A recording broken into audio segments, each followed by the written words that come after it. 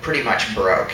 And I've been doing these crazy performances all year, and I was a little bit feeling frazzled and at the end of my rope, and I said to God, basically, if you exist, I really need a sign, because I'm pretty desperate, and I'm not sure how much longer I want to spend in this dimension. And so went through the last day of school, was saying goodbye to my professor, and this girl comes around the corner in her car and says, "Hey, I'm having a party later tonight, and why don't you guys come?" So my professor picks me up. He's got a bottle of Kahlua and LSD. Now, I've never taken acid before, and but I knew my friends had and everything, and I had a long-standing interest in it. And so I thought, what the hell, and drank about half the bottle, got to the party, told the girl, she drank the other half of the bottle, and I went and sat on her couch, and I was in a tunnel. I closed my eyes and I was in a tunnel and rotating toward the light.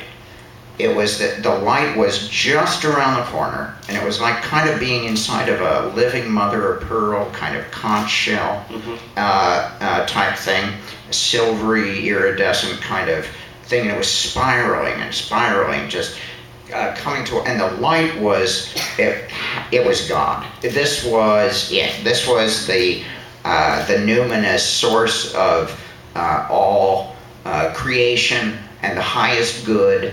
This was love beaming down as light that was drawing you toward it. And so this was a mystical breakthrough for me. And I saw that I was in the dark going toward the light. So it was totally reorienting for me. And I also saw that gray was what brought the opposites together. So at that point, I determined to change my name to Gray. That's right. Many people may not realize that wasn't your birth name. Right. And so after having this experience and all kinds of other downloads that came with this thing, I called up the girl and said, I had the most amazing time. We got to get together and talk about this, because she had had the same experience. And that was Allison. That was 35 years ago, and she's with me today. So that was it was my prayer to God had been answered. Within 24 hours, I met the love of my life, God in the flesh, and had a mystical, visionary experience that would guide me and was orienting for the rest of my life. And of course, your work has sort of flown from that, evolved from that all these years, and we're going to look at how that continued to unfold. This drawing, for example. Well, it's kind of hard to control your hand sometimes when you're really tripping. And so it's an interesting exercise. And what's interesting to me, though, is you know how you have the fisheye lens kind of effect? This has a little bit of a fisheye kind of bulge look to it, and the grin is just slightly demented.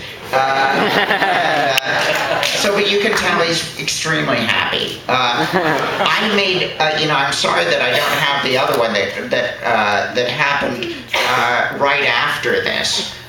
It was, you know how, okay, so you had a curl that went around like this.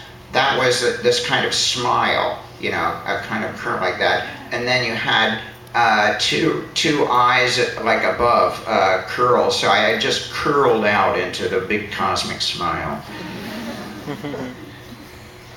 Back into your performance work. Yeah. If you'll tell us about this performance. Okay, Allison and I started doing performance art together, and here it's the polarities again. I'm in black grease paint, she's in white grease paint. We're on a Taoist yin-yang symbol here.